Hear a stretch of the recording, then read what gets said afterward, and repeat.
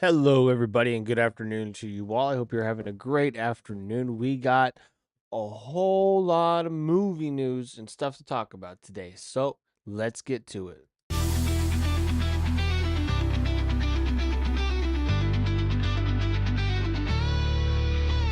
Hello, everybody, and good afternoon. Whoa.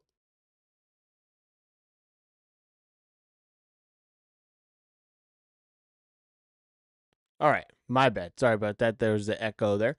How's everybody doing today? I hope you guys are doing good. Before we get started, I've got 95 subs to this channel. For every 100 subs that I get, I will do a marathon subathon stream. But in order to do that, I got to get to 100 subs. That's the goal to get to before doing all of those. I'm at 95 now. I'm only 5 away. So please be sure to like and subscribe and obviously watch as well. That helps too. But without further ado, let's get to the movies. First up, oh, first up, we got our good friend Scarlett Johansson just macking away to anybody that has a pulse. Let's check this out. Scarlett Johansson on her viral red carpet kisses with Jonathan Bailey. I've got a lot of love to give.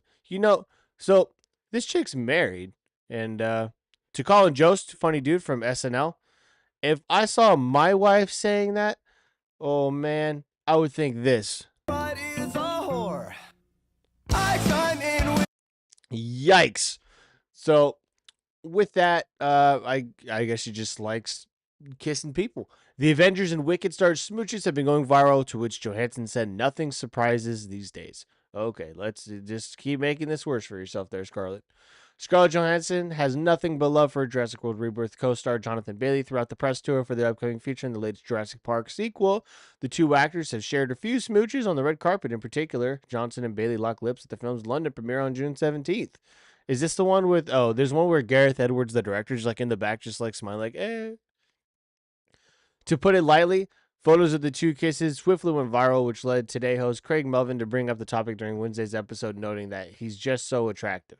The Eleanor the Great director agreed and defended their platonic kiss, responding, "Yeah, you said it. No, there's no such thing as a platonic kiss. You're fucking retarded." He's a lovable guy. What can I say? Johansson quipped. I don't know. We're friendly people. Okay. So, Colin Jost, you're a cuck if you allow this shit. When asked if she was surprised by the internet's reaction, photos of them, nothing surprises me. You know what I mean? Nothing surprises me these days, but yeah, I've got a lot of love to give. Well, where's the love from Mahershala Ali then, huh? You scared of kissing the black guy too, Scarlett? Are you kissing everybody but the black guy? That's racist. When I first heard, okay, well, yeah, whatever. So who cares? So Scarlett Johansson spreading the joy of her loveliness, I guess, to everybody except her husband, apparently. So with that, what do you think about Scarlett Johansson and the way that she just acts like a? What is a whore? I chime in with. Uh-oh.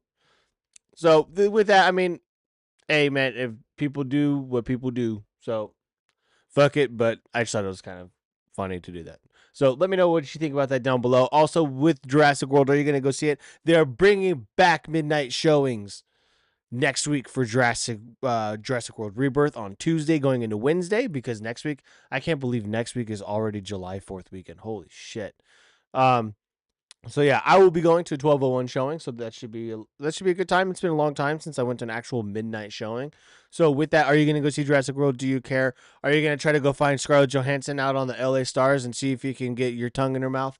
Let me know down below. All right. Next up,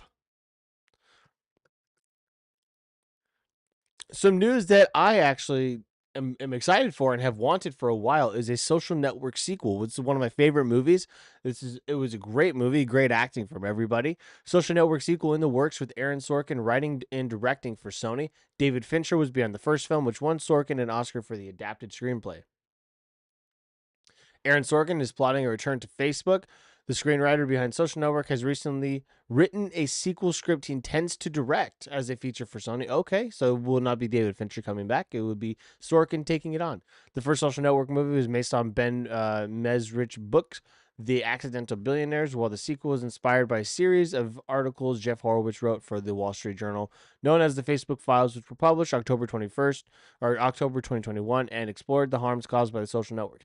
Yeah, so I've always wanted to see like the back half of everything and then go into like the Russia collusion on through Facebook and then get into how he's kind of flipped the script. I mean, he's flipped the script for now. He's going to flip back again later.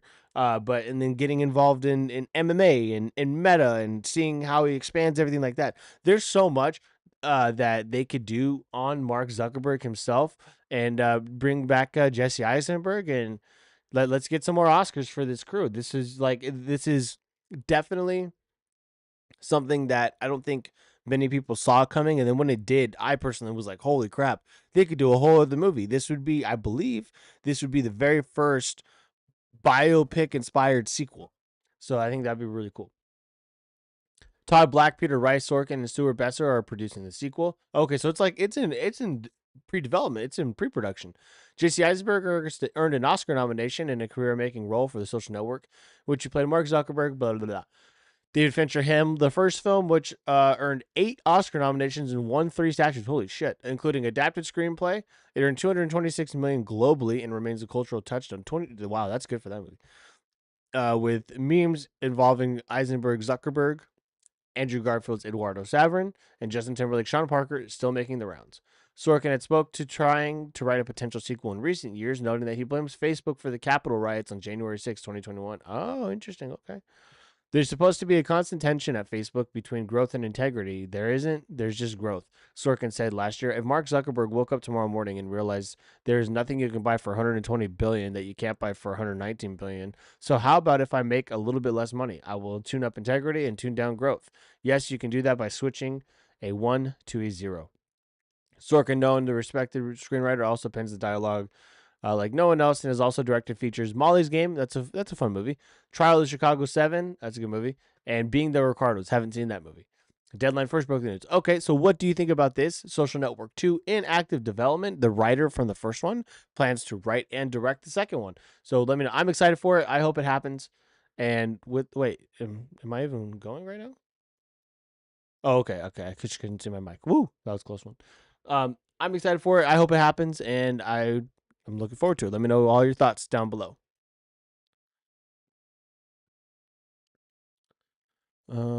There's something else that I wanted to do. Okay. With F1 coming out this weekend, we've got press tours going on, and we have a Top Gun 3 update from the director, Joseph Kosinski of F1, and also Top Gun Maverick, who will most likely be returning to direct Top Gun 3. Top Gun 3 update reveals one last ride plot details about Tom Cruise's Maverick. Top Gun 3 gets a new update from director Joseph Kosinski, who reveals how the film handles the return of Tom Cruise's Maverick. The second installment in the Top Gun franchise was a major hit in 2022, leading to a confirmation that Top Gun 3 is in development. Yeah, you don't make like what was it 1.2 billion? You don't make 1.2 billion and not get a sequel. Cruise is expected to return for the film alongside Maverick stars Miles Teller and Glenn Powell. During a recent interview with GQ, Kosinski confirms that Maverick will remain a key focus in Top Gun 3, explaining that the third outing will follow the character as his experiences and existential crisis. Though the director is careful not to give too much away, he teases that the film explores some significant themes. Check out his comment below. So let's see what he has to say. I think we found a way to do it, not only in the scale of what we're proposing, but the idea itself of the story we're telling. We're thinking much bigger than it's really an existential crisis that Maverick has in this, and it's it's much bigger than himself. It actually, I'm trying to describe it without giving anything away. It's an existential question that Maverick has to deal with that would make Maverick feel small, I think, as a movie compared to what we're talking about. Oh wow. Okay. Make Maverick the movie feel small. Wow. Okay. I think they're gonna take it on aliens. I'm not gonna lie. When pressed about the size, I think they're gonna adapt like the UAP stuff that's come out within the government, and they're gonna work with that, and that's gonna be the main like story. So that could be good or bad. So we got to be careful with that one. When pressed about the size of Maverick's role in the third movie, Kaczynski confirms that the Cruise's character won't take a backseat to the newcomers introduced in the 2022 hit. While Maverick will remain the central figure in Top Gun 3, the director seemingly confirms that this next installment will be Maverick's final outing. Yeah, there's still more story to tell for him. There's one last ride, so we're working on it now. Aaron Kruger, who wrote F1, is writing the script. Like all things, it takes a while to work out, and we'll only do it if we feel like we've got a strong enough story. What this means for Top Gun 3. Okay, it's just their personal take. I don't really care about that. I care about mine. That's why I'm recording this. But yeah, so like with that, what do you guys think? You already heard my thoughts. I think they're going to be taking on aliens or UAPs or whatever it may be. Go ahead and let me know down below what you guys think the plot of Top Gun 3 will be. And also be sure to check out F1 this weekend coming out in theaters. It is a fantastic movie. It's a thrill, and it's so much fun. All right. Next up, it was just announced about a couple hours ago that we've got Lilo and Stitch 2 happening. Lilo and Stitch 2 live action movie set at Disney. Get ready for more Stitch mayhem. Disney is developing a sequel to its live action Lilo and Stitch remake. The studio announced the project on 626, a reference. Oh, wow, that's funny, 626. Reference to the Wild Blue alien government name Experiment 626 in a brief teaser. Stitch drives a hot pink convertible through the Disney lot as he shouts, "Get ready, here we go." Do they got the video of it? All right.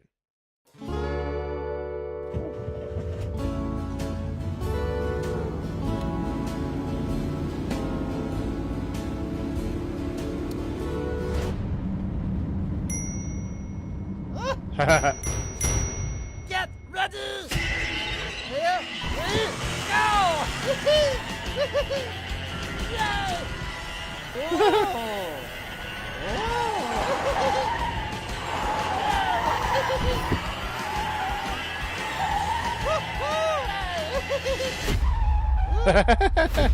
Stitch want! Stitch want! All right, cool. I mean, yeah, the movie's about to close in on $1 billion. I can't imagine why they wouldn't do Lilo and Stitch too. So, with that, did you see Lilo and Stitch the live action? Have you seen all the spin-off, sequel, or whatever cartoons that there are? I think I've seen 2, and there's like 3 or 4 of them. And are you excited for Lilo and Stitch 2? Let me know down below. I liked it. I liked the movie. I don't see why they wouldn't do a sequel, and I'm just curious if they're gonna follow the sequels of the cartoons, and next they'll do Leroy and Stitch or whatever that is, or if they'll just do a completely whole new thing themselves, since they don't really need to make an adaptation now, since the original one is out of the way. Let me know your thoughts down below.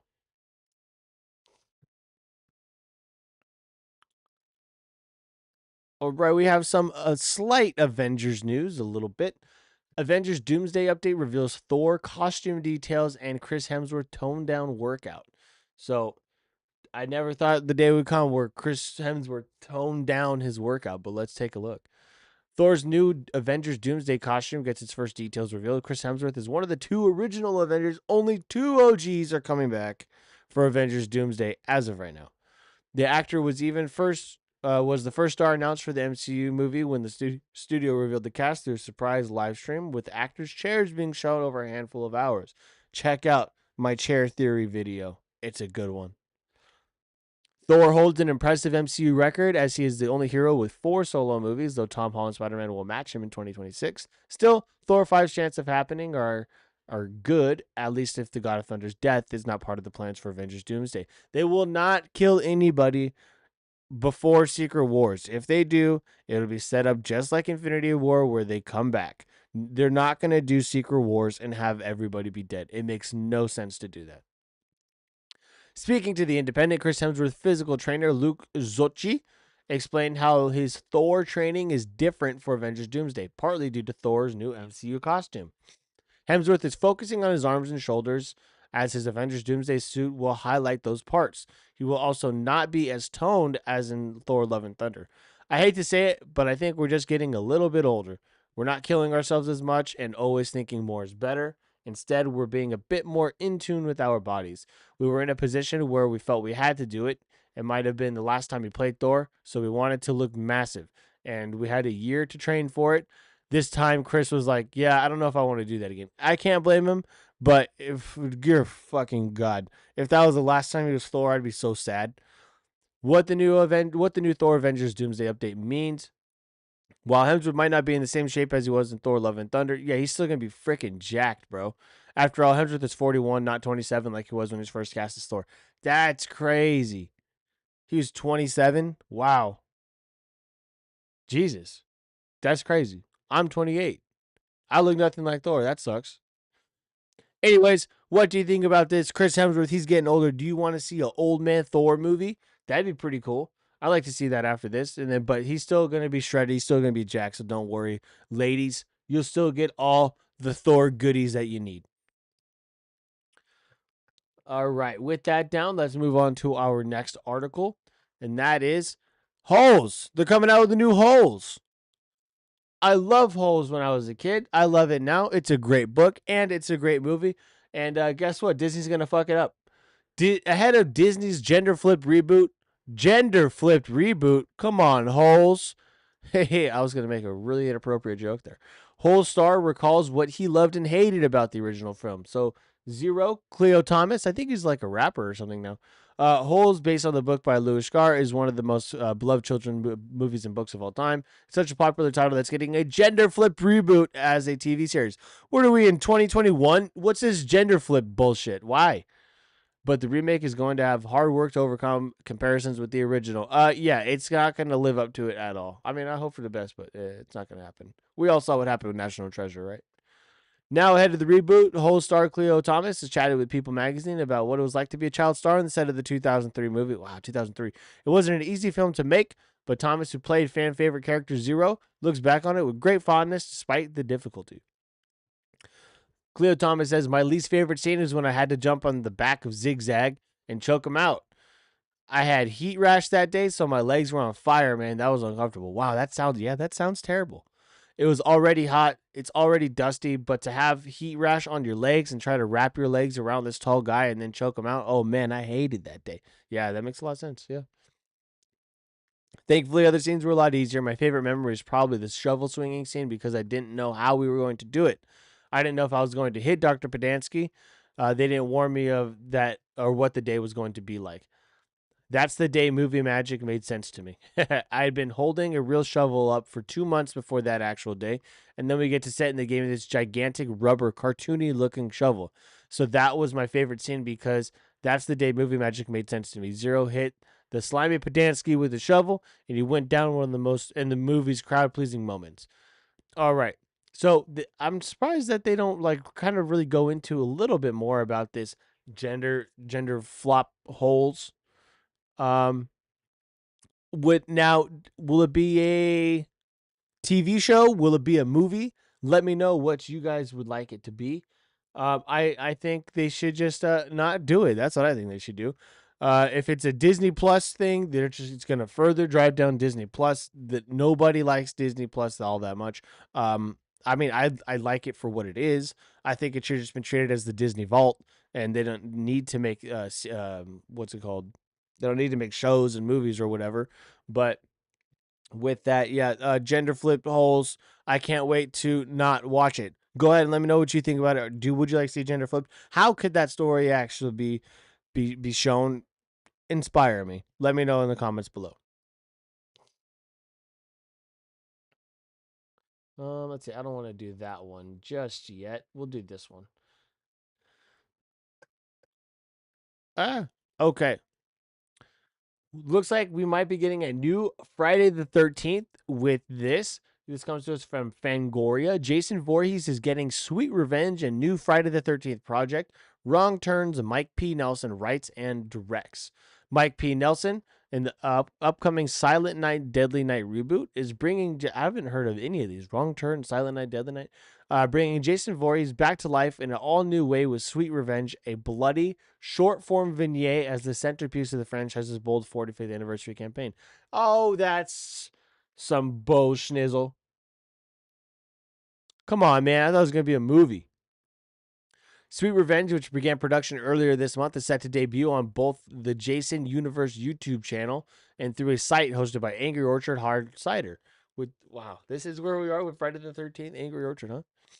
Which is sponsoring the vignette as part of a larger collaboration with the franchise. Nelson will write, and direct, and produce through his Rockford Road Pictures banner.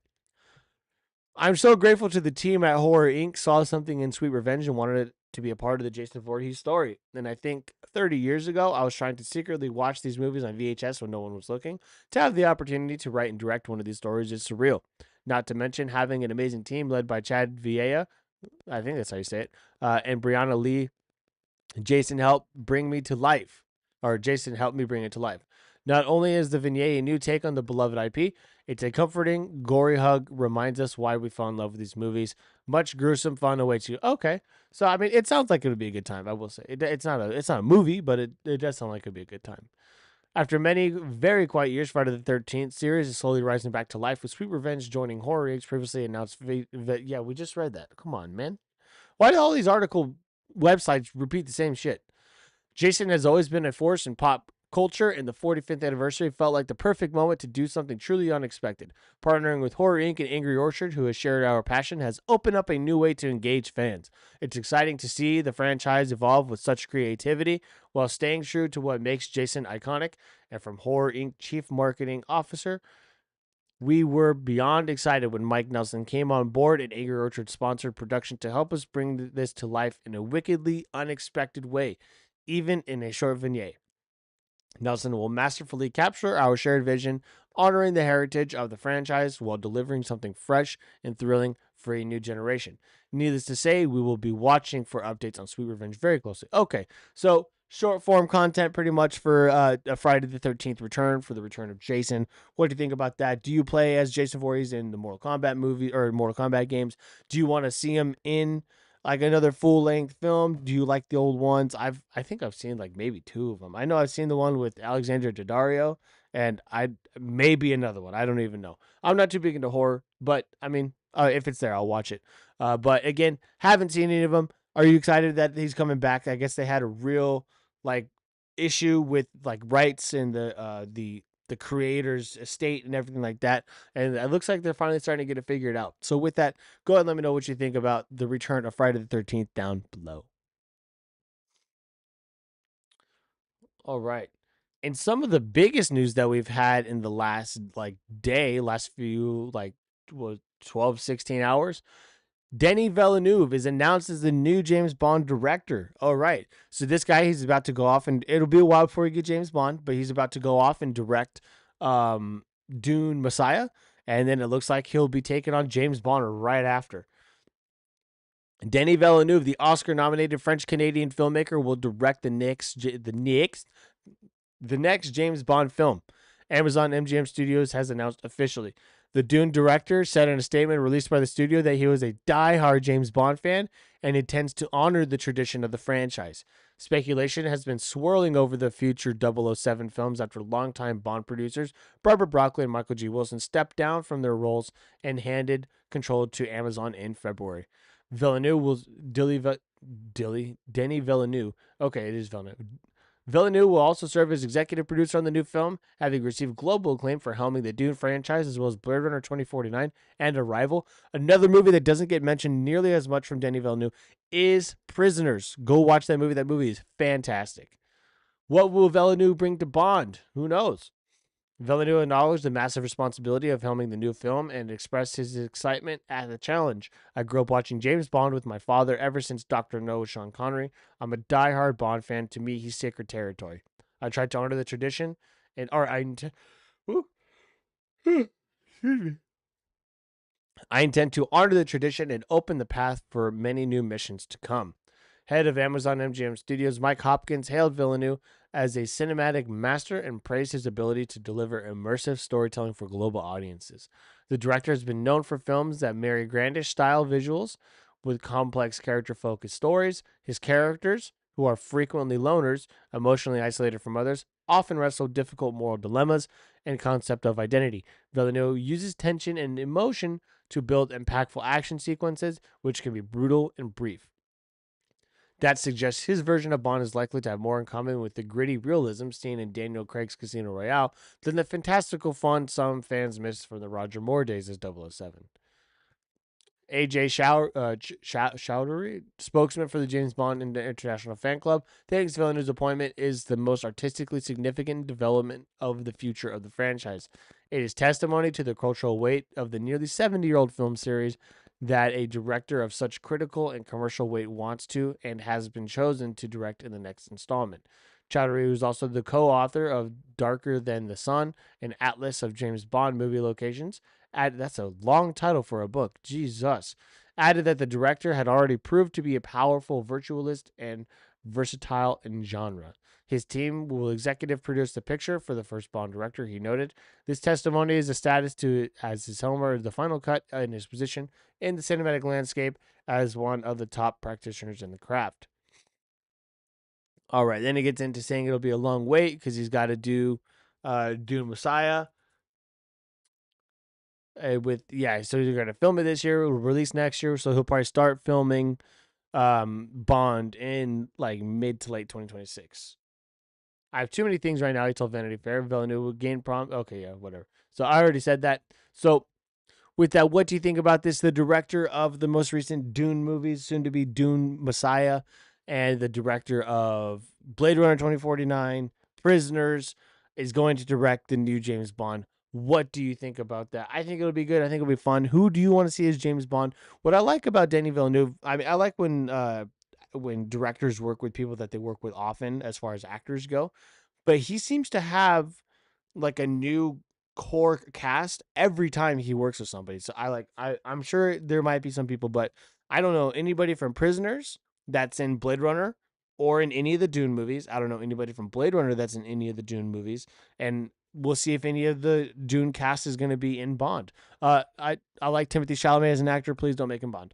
I would enjoy Aaron Taylor Johnson as Bond. I think he's the best fit. I think he can stand around for a while. The one Aaron Pierre, whoever Amazon wants, the guy from Rebel Ridge, he's in Lanterns, man. He'd be a good Bond, but he's wrapped up with DC. That's a long form contract that they got with DC. Luckily for Bond, they make movies about every like 3 to 5 years. So he could do it too.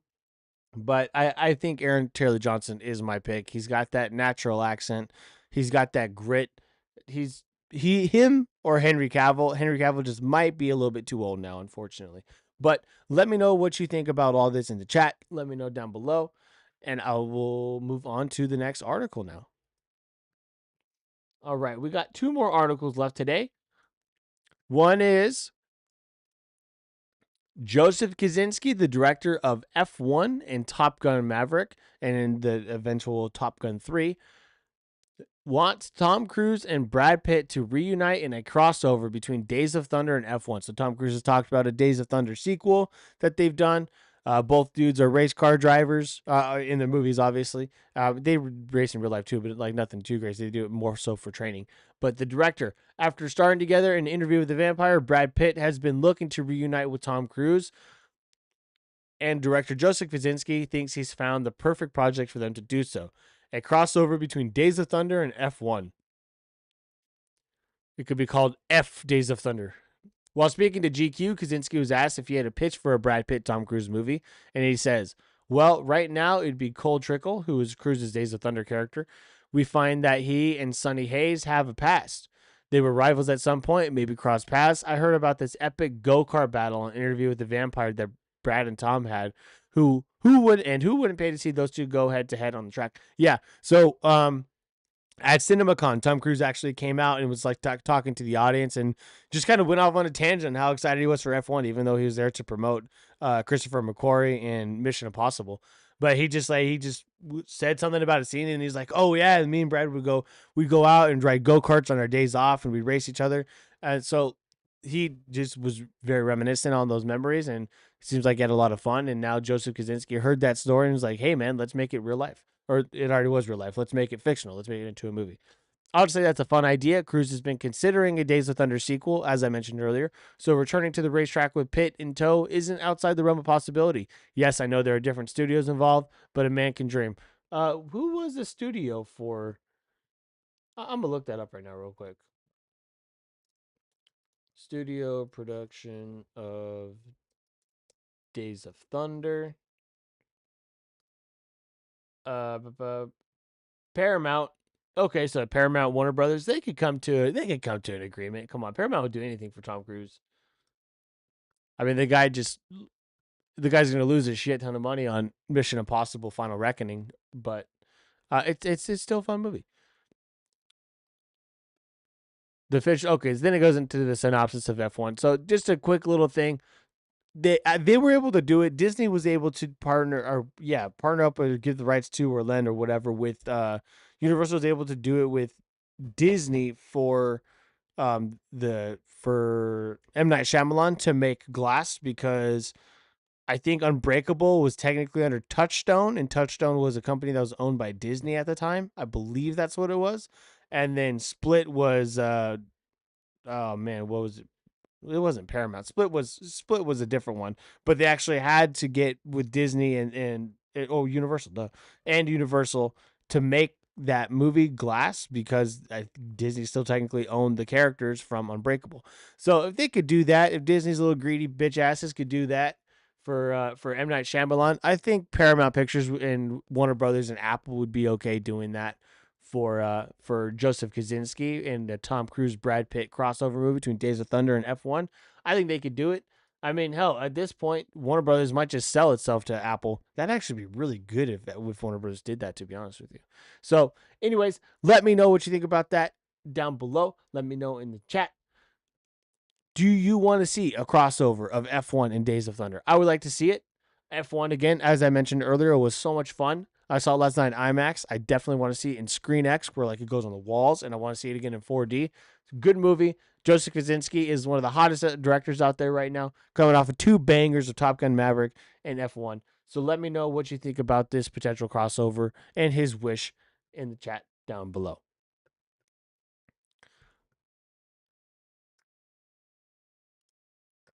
Okay, going into our final article today.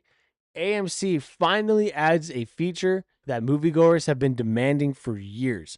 Now, I talked a lot of shit on AMC, I believe it was earlier this week, might have been late last week, but they're going to put more ads into their trailers, and as if there isn't enough already.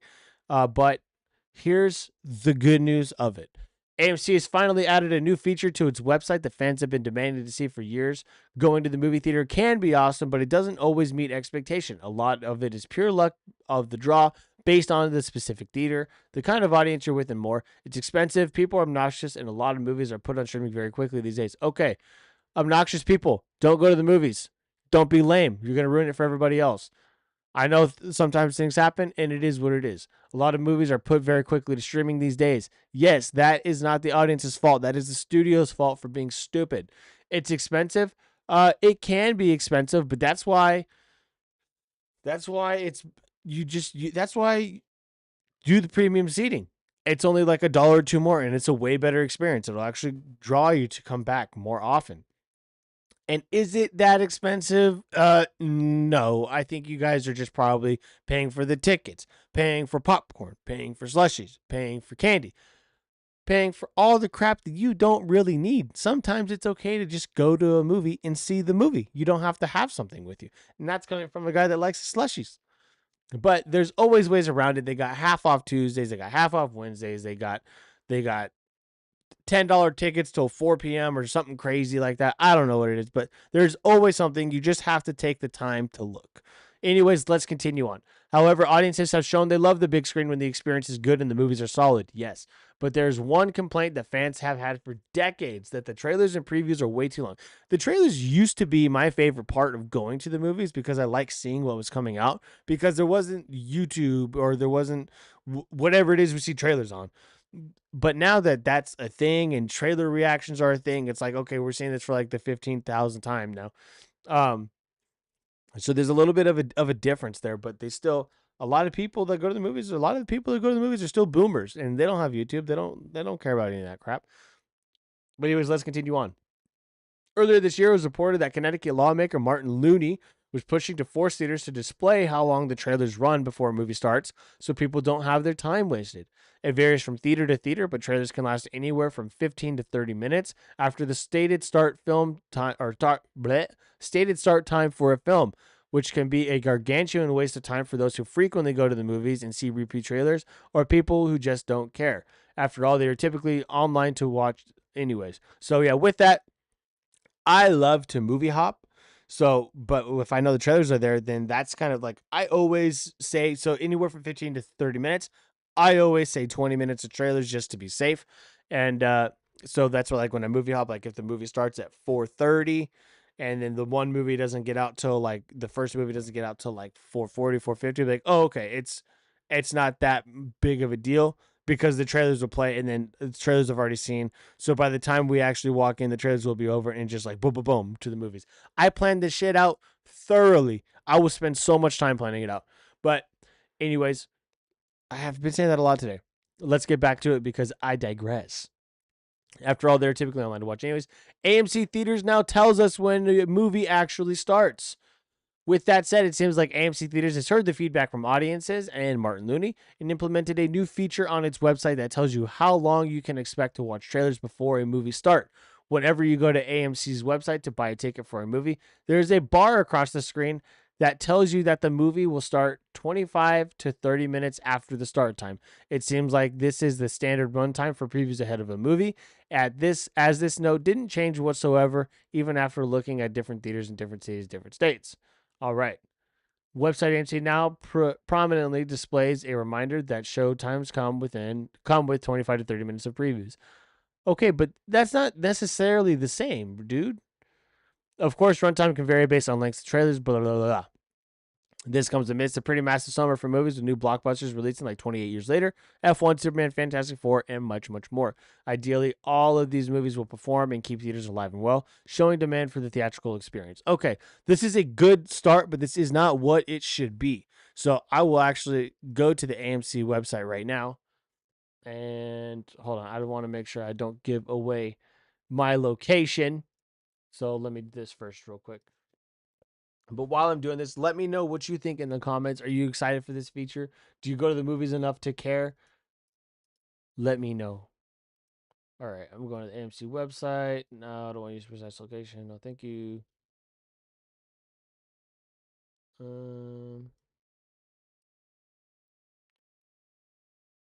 Does it give away where I am? Okay, cool. It does not. Not that I know of, anyways. All right. If it does, then fuck it. Okay. So here we are at the AMC website. So today, Megan 2.0 comes out. Let's see what movie times are shown for Megan 2.0. You know, I'm just going to say Los Angeles.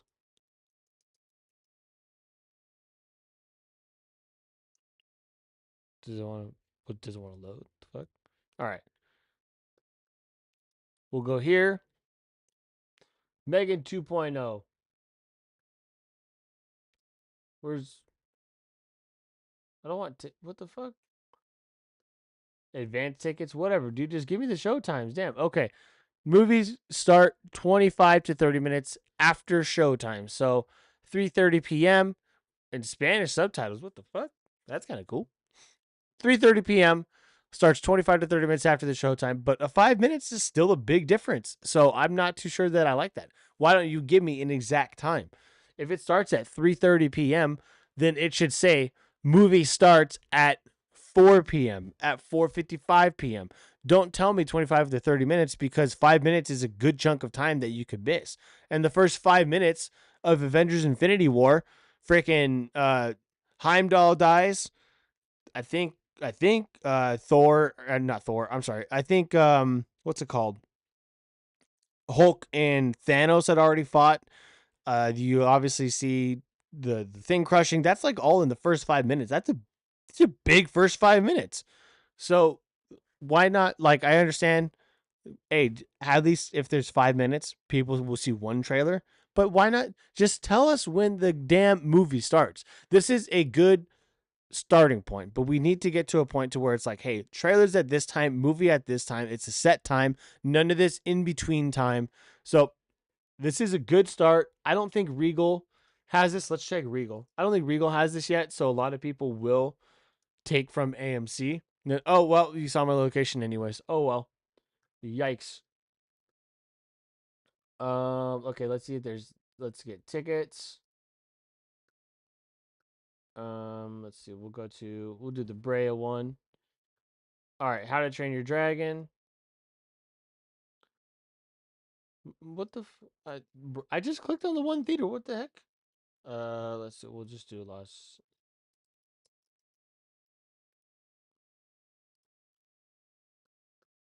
All right, Brigo Southgate in Los Angeles. Details. Okay, so see, Regal doesn't have it yet. Where it shows the show time and then the start time. They don't have that yet. So they will be taking after AMC, which is it's a good start. But we need the actual just show time itself.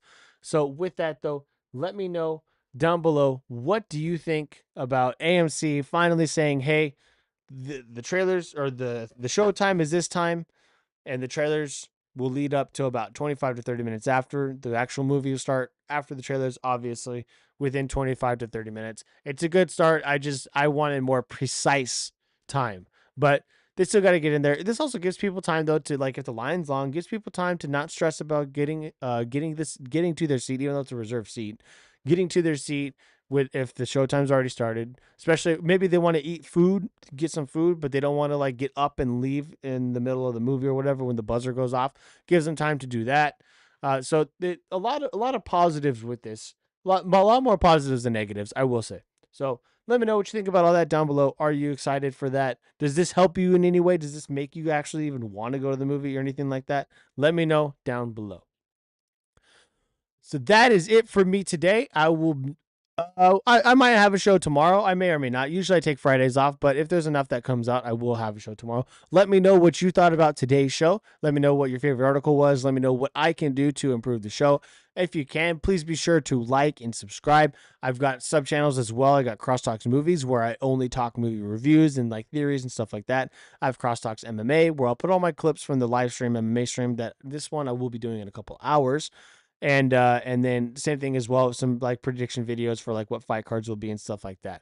And then with that, like I said, please be sure to like and subscribe. For every 100 subscribers that I get, I will do a 12 to 24 hour marathon stream. But in order to get to that stream, I have to have 100 subs. That is the goal. So I have 95 subscribers. So give me 5 more. I think I've gotten like 3 this week. So give me 5 more subs, and we'll get a 12 to 24 hour marathon subathon stream in. So with that, that is it for me today.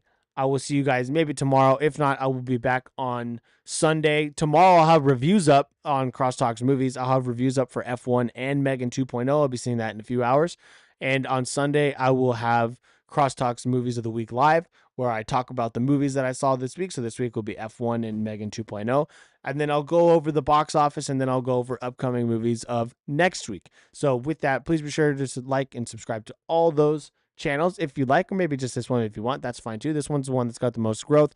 The most growth this one gets, the most growth the other one will get as well. So thank you for watching. I hope you had a good time and enjoy the show, and I'll be back in the next one. Peace.